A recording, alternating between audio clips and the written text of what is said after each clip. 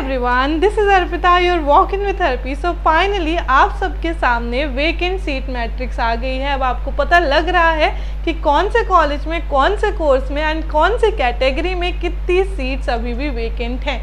तो मैं आपको बता दूं कि अभी भी DU के अंदर 17,000 से ज़्यादा सीट अवेलेबल हैं। एंड हाँ, ये डेटा एग्जैक्टली कुछ 17,800 करके है, तो मैं इसको 17,000 प्लस बोल रही हूँ। जो मैंने आपको कल के वीडियो में डेटा बताया था वो डेटा था अकॉर्डिंग टू 21 अगस्त शाम के 5 बजे तक, क्योंकि वो फिर डेडलाइन फ़ी पेमेंट की एक्सटेंड कर दी गई थी मिडनाइट तक। एंड मिडनाइट तक बच्चों ने इतनी ज़्यादा फ़ी पेमेंट कर दी कि अब आपकी सीट्स थोड़ा कम हो गई हैं। बट टेंशन नहीं लो, 17,800 कुछ कम सीट्स नहीं होती हैं, ठीक है, अच्छी खासी सीट्स हैं ये भी। एंड DU ने यानी हनीत गांधी मैम ने अपने कई सारे वेबिनार्स में ये तो बोला ही था कि राउंड 1 एंड राउंड 2 में बम्पर एलोकेशन होगी। एंड राउंड 1 में तो आपको डेफिनेटली बम्पर एलोकेशन देखने को मिली थी। होपफुली राउंड 2 में भी हमें देखने को मिले, तो यहाँ पे भी अभी आपकी सीट्स बढ़ सकती हैं। हो सकता है कि कोई बच्चा विड्रॉ कर ले, लास्ट तक विड्रॉ कर ले, तो कुछ सीट्स और भी वेकेंट हो जाएंगी, ठीक है। तो ऐसे टेंशन नहीं लो कि हमारा तो कोई चांस ही नहीं बनता है। अगर आपके स्कोर काफ़ी कम है तब तो बैकअप रख के चलो। बैकअप तो मैंने बहुत पहले से आपको बोल के रखा था कि रख के ही चलो, कम्प्लीटली डिपेंडेंट मत हो। तो अभी भी अगर आपने बैकअप नहीं देखा है तो बैकअप ज़रूर देख लो, फिर साथ साथ DU की काउंसलिंग राउंड में पार्टिसिपेट कर लेना।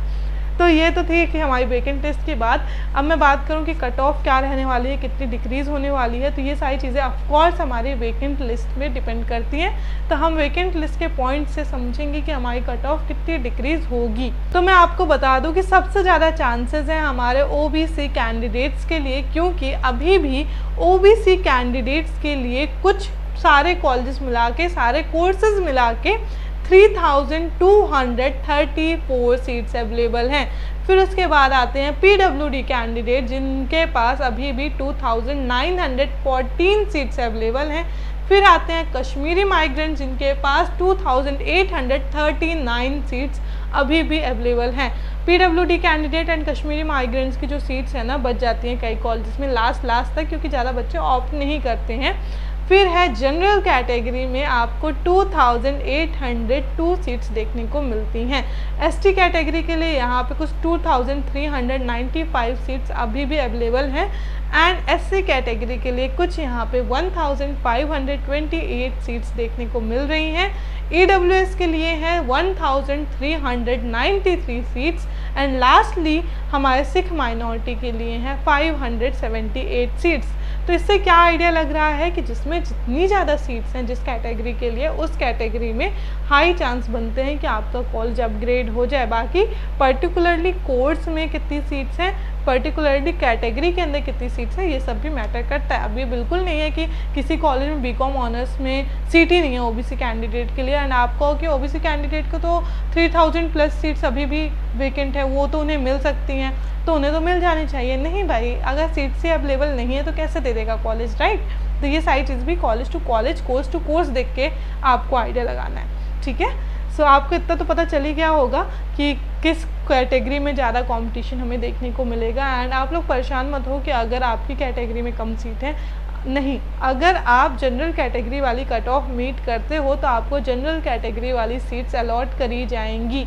So don't worry about it, ठीक है। आपका स्कोर बहुत मैटर करता है। आपकी जो जनरल रैंक आई थी ना, इसीलिए आई थी, ठीक है। आपके डैशबोर्ड में जो कट ऑफ भी दिखा रहा है ना अनरिजर्व की एंड देन आपकी कैटेगरी की, इसीलिए दिखा रहा है। अगर आप किसी अनरिजर्व में मैच करोगे तो आपको अनरिजर्व वाली सीट दे दी जाएगी। अब मैं बात करूं तो वेकेंट लिस्ट के अकॉर्डिंग इस बार आपको प्रोग्राम कोर्सेज में ज़्यादा कंपटीशन नज़र आ रहा है as compare to honours course. बहुत सारे प्रोग्राम कोर्सेज, स्पेशली साइंस के प्रोग्राम कोर्सेज को बच्चों ने ज़्यादा टारगेट करा है as compare to honours courses. Even BCom honours and BCom program में भी बहुत से कॉलेजेस के अंदर आपको सेम सिनेरियो देखने को मिल रहा है। BCom प्रोग्राम में बहुत से कॉलेजेस में कम सीट्स हैं as compare to BCom honours. तो ये सब देखो प्रेफरेंस लिस्ट वाला खेल है। बहुत सारे बच्चों ने सोचा होगा कि BCom ऑनर्स तो मिलना ही नहीं है, BCom प्रोग्राम ऐड कर देते हैं, वही मिल जाएगा, टॉप पे रख देते हैं, रख दिया होगा तो BCom ऑनर्स में सीट्स बच गई। तो ये सारी चीज़ें आपको देखने को मिल रही होंगी। एंड साथ ही साथ मैं आपको ये भी बता दूँ कि टॉप कॉलेजेस अभी भी आपको मिलने के चांसेस हैं। हाँ जी, जो हम सोच रहे थे ना कि टॉप कॉलेजेस तो मिलेंगे ही नहीं, ऑनर्स के कोर्स तो मिलेंगे ही नहीं, टॉप कॉलेजेस में भी अपग्रेड होने के चांसेस हैं। अगर आप कुछ 1-2 मार्क्स से रह गए थे एंड आपके पास सीट्स हैं अभी भी उस पर्टिकुलर कॉलेज में, पर्टिकुलर कोर्स में कुछ 4-5 सीट्स हैं, तो आपके चांसेस हैं कि आपका अपग्रेड हो जाए। आपको मैं बता दूं SRCC कॉलेज के अंदर बीकॉम ऑनर्स में अभी भी OBC कैटेगरी की 4 सीट्स अवेलेबल हैं। But ARSD, Venky, Jesus and Mary, इन सब कॉलेजेस में एक भी सीट अवेलेबल नहीं है। ऐसा क्यों हुआ? क्योंकि बच्चों ने क्या सोचा कि प्रेफरेंस लिस्ट में ना मैं ये SRCC डालता ही नहीं हूँ या डालती ही नहीं हूँ, क्योंकि मेरा तो इतना स्कोर ही नहीं है। किसी ने मुझे बता दिया कि मुझे ना डालना ही नहीं चाहिए, अपनी प्रेफरेंस लिस्ट मार्क्स के अकॉर्डिंग बनाओ, तो इसलिए मैं SRCC डालती ही नहीं हूँ।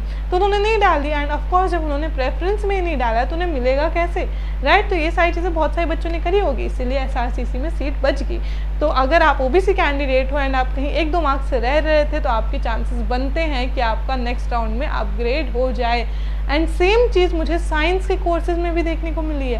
हंसराज में, वो भी ऑनर्स कोर्सेज में इतनी ज़्यादा सीट्स है, इतनी ज़्यादा सीट्स है, क्या बताऊँ मैं। इतनी सीट्स आपको मैत्रेयी वगैरह में देखने को नहीं मिलेंगी। मैत्रेयी, शिवाजी कॉलेज, रामानुजन कॉलेज में आपको इतनी सीट्स नहीं देखने को मिलेंगी। हंसराज में भी काफ़ी सीट्स है, इवन हिंदू में काफ़ी सीट्स हैं। हिंदू छोड़ो, सेंट स्टीफेंस तक में आपकी सीट बची है साइंस कोर्सेज में, वो भी ऑनर्स कोर्सेज में। तो जो बच्चे डाइसी हो रहे थे कि हमें कॉलेज मिलेगा सेंट स्टीफेंस या नहीं मिलेगा, कुछ 1 नंबर से हम रह गए, तो देखो ऑफकोर्स टॉप के कॉलेजेस हैं तो कट ऑफ बहुत ज़्यादा डिक्रीज़ नहीं होगी, बट कहीं आप 1-2 नंबर से रह रहे थे एंड आपके पास कुछ 5-6 सीट्स अवेलेबल हैं, तो इतनी कट ऑफ डिक्रीज़ होने को देखने को मिलेगी ही मिलेगी, वो भी जनरल कैटेगरी के लिए। तो अगर आप डाइसी हो रहे थे अपग्रेड वगैरह के लिए मिलेगा या नहीं मिलेगा, तो बहुत अच्छे चांसेस हैं मिलने के। 1-2 मार्क्स से जो बच्चे रह रहे हैं एंड कहीं सीट बच रही हैं, 8-10 सीट बच रही हैं, 7-8 सीट बच रही हैं, तो बहुत अच्छे चांसेस है अपग्रेड होने के।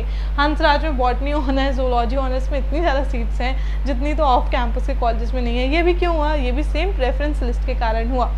सो देख लो, इसीलिए कह रही थी अपनी प्रेफरेंस लिस्ट आइडियली बनाओ। कहीं ना कहीं आपने हंसराज वगैरह का चांस छोड़ दिया है। अगर आपने सोचा हो कि मुझे तो मिलेगा ही नहीं, मैं क्यों रखूँ, उन्होंने बता दिया था कि मत रखो एंड मैंने तो उनसे गाइडेंस ली थी, किसी से प्रेफरेंस लिस्ट बनवाई थी, तो बट कोई बात नहीं, at least you got a college, ठीक है। ऐसे डिसहार्टन भी नहीं होना है, हाँ ठीक है। एंड अब मैं बात करूं कि डिफरेंस इन कट ऑफ कितना आपको एक्चुअली में देखने को मिलेगा, तो देखो BCom honours and BCom program के अंदर आपको इतना ज़्यादा डिफरेंस देखने को नहीं मिलेगा, ठीक है। अगर आपकी मान लो फॉर एग्जांपल कि 5 सीट्स हैं या फिर 5 सीट से कम सीट्स आपके अवेलेबल हैं किसी कैटेगरी में, स्पेशली जनरल कैटेगरी की बात करूँ तो 2-3 मार्क्स का ही आपका डिफरेंस देखने को मिलेगा, ज़्यादा से ज़्यादा 4-5 मार्क्स का, ठीक है। एंड अगर यही मैं OBC वगैरह की मैं बात करूं तो OBC कैटेगरी में भी आपको कुछ 10 मार्क्स का मैक्सिमम डिफरेंस देखने को मिल सकता है फर्स्ट राउंड से, एंड ST/SC कैटेगरी के लिए भी आपको 15-20 मार्क्स देखने को मिल सकते हैं। ये सारी चीज़ें ही वेकेंट टेस्ट पे डिपेंड करेंगी। सेम चीज़ जो मैंने बीकॉम ऑनर्स बीकॉम प्रोग्राम के लिए बोली, ये चीज़ आप BA ऑनर्स के कोर्सेज में भी लगा सकते हो।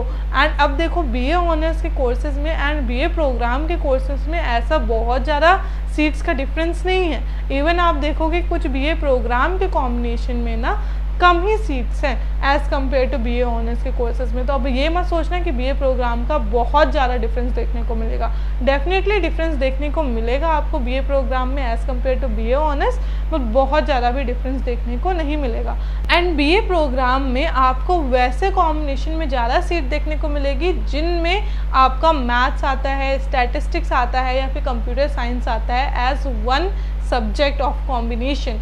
क्यों ऐसा हुआ है? क्योंकि बहुत सारे बच्चों का सब्जेक्ट इन एलिजिबिलिटी के कारण फॉर्म कैंसिल हुआ है पर्टिकुलर कोर्सेज में, क्योंकि बच्चों ने क्या करा था, उन्होंने मैथ्स नहीं ली थी क्लास 12th में एंड ऐसे कॉम्बिनेशन ले लिए थे जिसमें से एक सब्जेक्ट आपका कंप्यूटर साइंस है या फिर स्टैटिस्टिक्स है या फिर मैथ्स है। तो उन केस में बच्चों का स्ट्रेट अवे जो फॉर्म है वो कैंसिल कर दिया गया है। बट ऐसा नहीं है कि आप राउंड 2 में नहीं बैठ सकते, आप राउंड 2 में बैठ सकते हो, ठीक है। So don't worry about it. But हाँ, अगर आपका फिर से सेम वही चीज़ हुई कि आपको वैसे ही कोर्स मिल गया तो फिर से आपका फॉर्म कैंसिल हो सकता है, ठीक है ना। So yeah that's it for हमारा BCom honours BCom program and BA honours. And अब बात करूँ साइंस कोर्सेज़ की, तो साइंस कोर्सेज़ में आपको सबसे ज़्यादा कट ऑफ डिक्रीज़ होते हुए नज़र आएगी। इवन टॉप कॉलेजेस में भी आपको आराम से 10-10 मार्क्स का डिफरेंस देखने को मिलेगा, इवन इन हमारे ऑनर्स के कोर्सेज।